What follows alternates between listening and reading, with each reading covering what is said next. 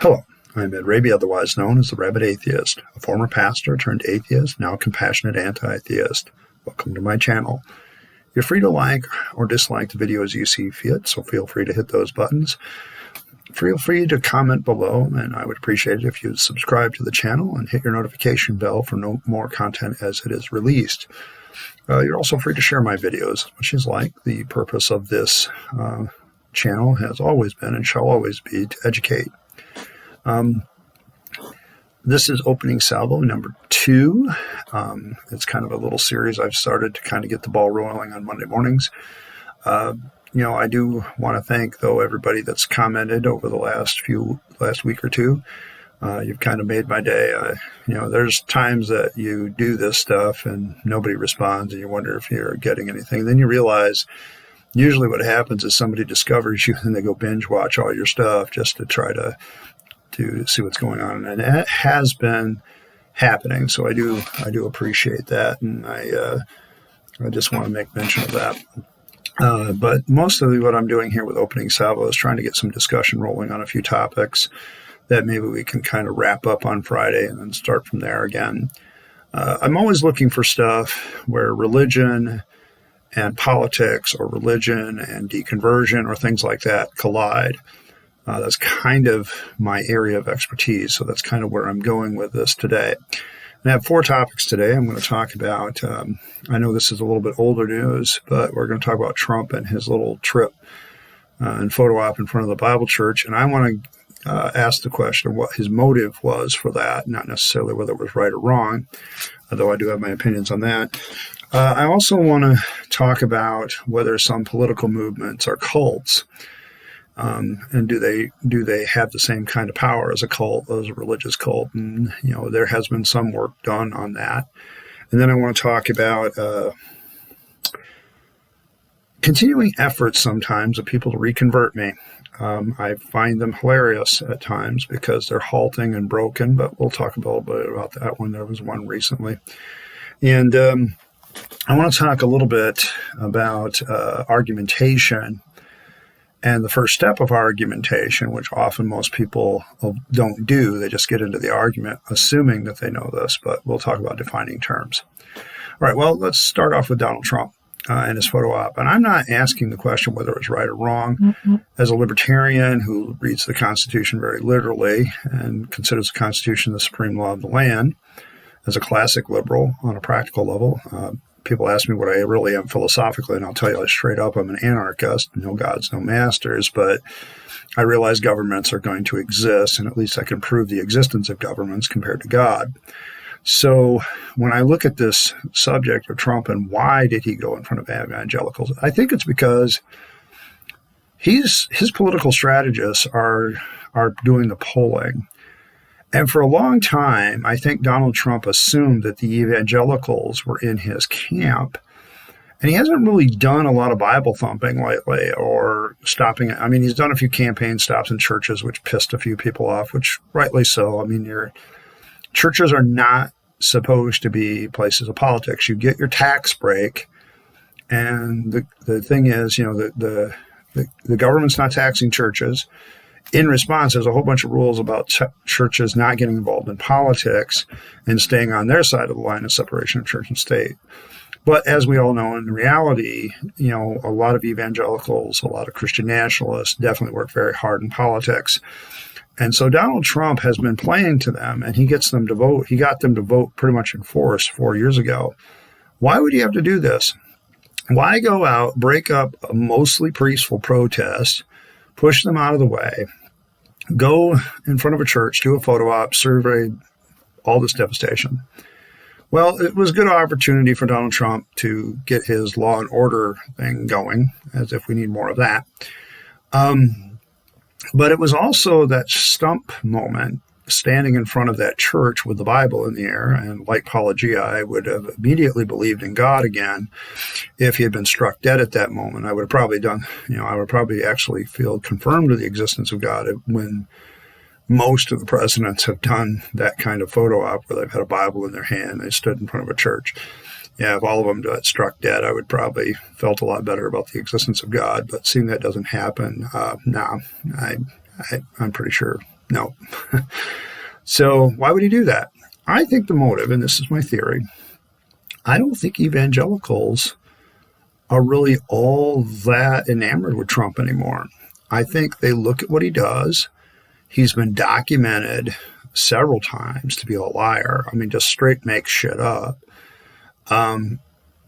If I was a Republican, I would have to admit that. When I was a Republican, I was very honest about it. No, sorry, Bush lied there. He was full of shit.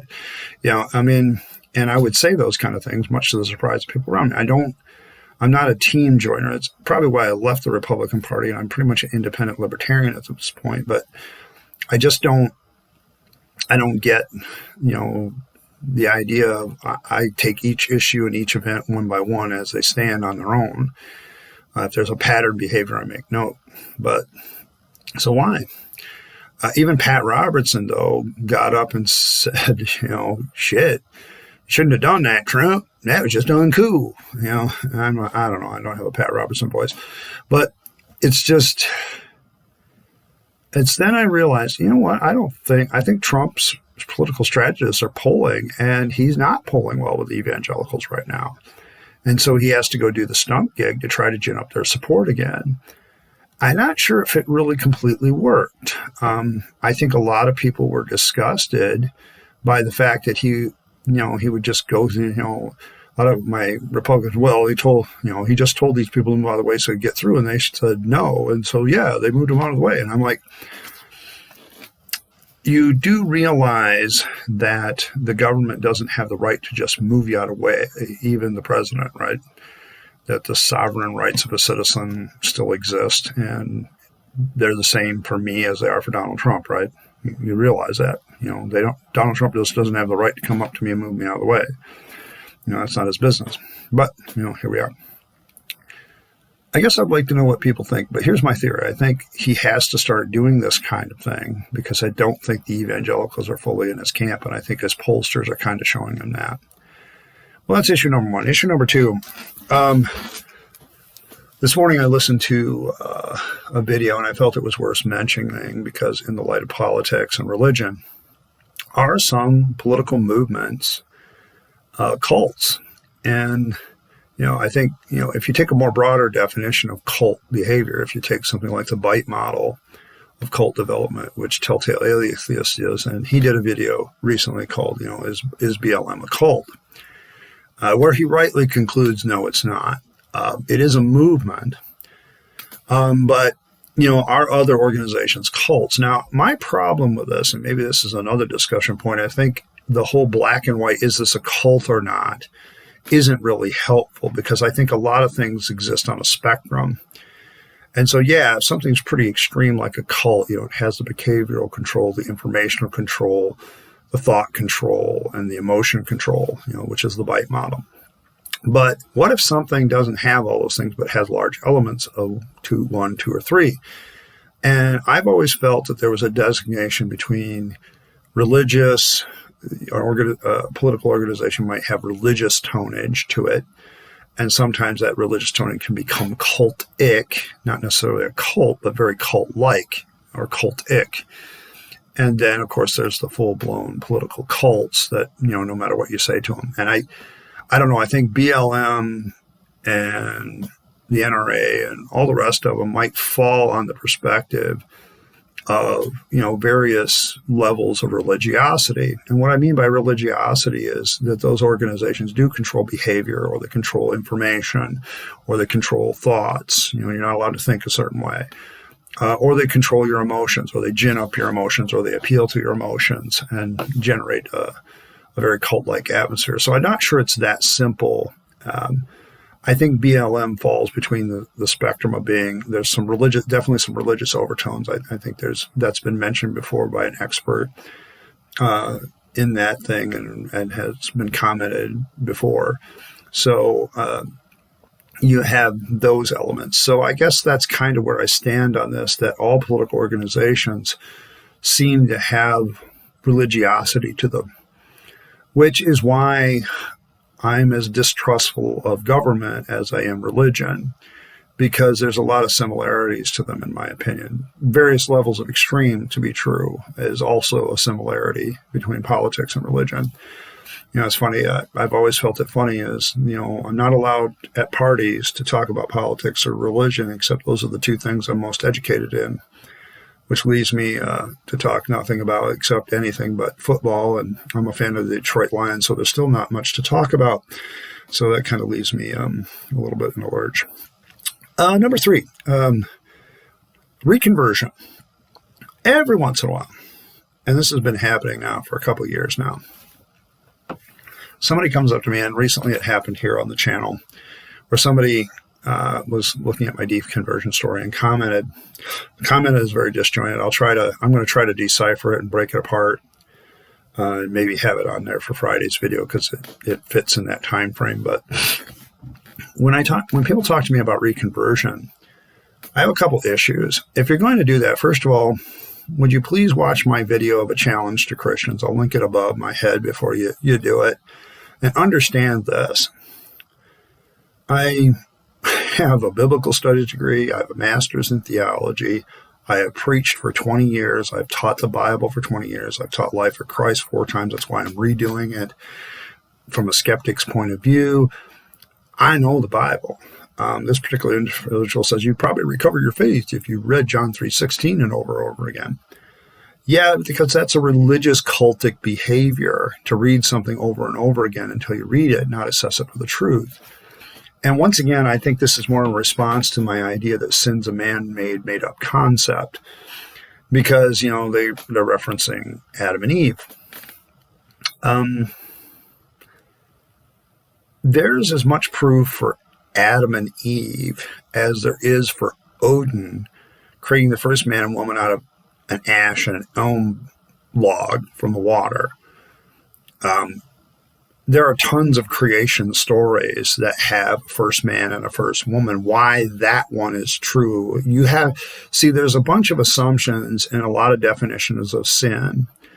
Well, sin entered the world when Adam and Eve bit the apple, and God wasn't pleased, and therefore he said, you have sinned. And so sin is disobedience. John, the writer of John, the first epistle, I think, defines sin as lawlessness, or sin is a transgression of the law. Okay, so breaking the law of God, breaking the commandments of God is sin. Okay, well, there's a bunch of assumptions behind that. Number 1, the historicity of Adam and Eve is only attested to, quote unquote, and I'm putting historicity in very large quotes because from my perspective, it's still mythology. And you're the one with the burden of proof to prove that it's not mythology. If the story of Adam and Eve doesn't happen, if it's just a metaphor or it's just a made-up story, your whole theology from stem to stern stands in error, because the whole premise of the Bible is that mankind screwed up and then God fixed it. But if mankind's screw up isn't historical, it's not real, then there is no screw up and therefore there is no sin. But the assumption behind the definition of sin that most Christians give me is when I say that sin's a man-made concept is, no, it's not. God got displeased with Adam and Eve when they sinned, and sin entered the world, and that's why we have all these problems. Or problems just exist because this is the way the universe is. I prefer the latter one. But you still haven't proven to me that sin exists, because now you've added a whole bunch of other premises that don't work. One, you haven't proven there's God. I've literally looked at tons and thousands of videos, done every argument for the existence of God myself, looked at every angle of it and found them all wanting. So you still haven't, so the assumption that God even exists to be displeased by what Adam and Eve did is still an open question. You got to prove the existence of God. You got to prove there was a Garden of Eden in the first place. You got to prove that there was an Adam and Eve historically and that these events actually happened. Here's your problem. There's only one account of that entire event. So it doesn't even meet the Bible's own basic criteria of in the mouth of 2 or 3 witnesses shall every word be established. There's only one story, period. That's it. oh, we have to take it on faith. Faith is a dishonest position because you're literally saying, I believe in something I can't prove, period. Sorry, I no longer consider faith to be a virtue. It's a dishonest position. Hebrews 11:1 is a nonsensical statement when you really break it down. It sounds and looks profound if you're a believer, okay? If you think faith is a virtue. But when you really look at the definition there, it's nonsense. Faith is a substance of things that I hope for. So it's the proof of a reality that I can't prove. No, doesn't work that way. Tons of work has been done on this. If you're going to start trying to deconvert me, would you please try to use an argument that I already haven't made 100 million times myself? I've done them all. I mean, I've done them all. So, just, understand that that's just true. And I'm sorry, I'm just not going to listen to an argument that I've already made and I've already heard and I've already done. As far as reading John 3:16, I've been reading John 3:16 since I was 8 years old. I'm 51 now. I know what it says.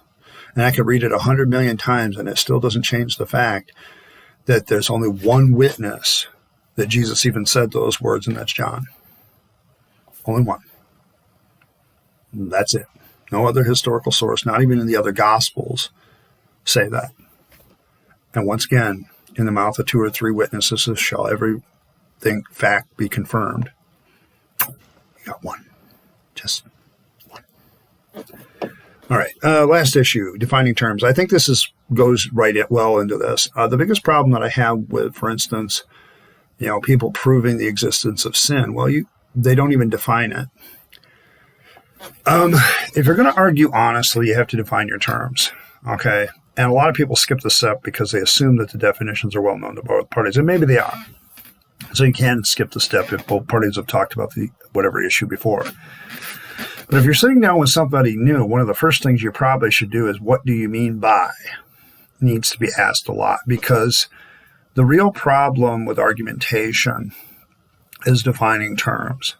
So when somebody tries to reconvert me with some sort of proof that sin exists, it might help if you give me a definition of sin.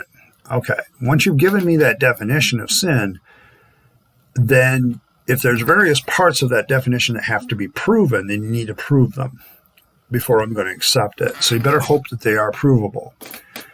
The thing about having a good hypothesis, let's say we were to talk about the existence of sin in hypothetical terms, in terms of scientific inquiry, would be sin exists and it causes most of human problems. The first thing you actually have to do with a hypothesis is give what would cause it to be untrue. That no empirical data exists for the existence of sin, period. Well, what is sin? Once you define sin, okay, now I've got to prove all this. Sin is displeasing God. Sin is breaking the law of God. Okay, now you have to prove that God exists, that he created a law, and that those laws specifically were broken. Those are 3 separate premises that you now have to prove. And if any one of them is disproven, your hypothesis about sin, what sin is, their definition for sin, fails. Okay, this is why it's important to define terms. One of the more hotly contested ones right now is whenever I ask somebody talking about racism, what is your definition of racism? And I think the real problem with defining racism these days is everybody wants to have their own definition so that they can argue their point of view. Nobody will admit to a common definition of what racism is, and that makes it very difficult to prove or disprove or even identify. And that's where I think a lot of the anti-racism and the racism is kind of religious on both sides. So that's kind of where we're at with that. But it's very important to define terms in argumentation because it allows us at that point to decide as we argue if we can prove and establish the truth of the premises and the conclusion of whatever the hypothesis or the argument is. We have some working definitions of what they mean. And this allows us to go forward and we can start looking at logical fallacies and things like that. I wanted to get that out of the way because probably for every opening salvo, I'm going to kind of end it with a logical fallacy and what makes it a logical fallacy, and hopefully some examples based in religion and politics if necessary. So that's kind of my way of introducing that, and that's kind of the way I'm going to end it. Probably every opening salvo on Monday will end that way. Once again, I want to thank you for coming by to my channel. I appreciate it. Feel free to like, subscribe, get your notification bell hit. You're free to comment, like and dislike the videos, share them. The only thing I really don't tolerate around here is name calling. I'm looking for a very friendly community that, argues well. Not just, you argue with some humility and argue well. Don't engage in name calling. In fact, it'll be probably ad hominem will be the first logical fallacy I probably address next week, because it's probably the most common in my opinion, and is still bullshit no matter how you slice it or justify it. So there you have that. Just thank you once again for coming by, and hopefully someday I can convince you to be a rabid atheist like myself. In the meantime, this is Ed Rabyd, the Rabid Atheist, signing off, wishing you a good day and stay safe.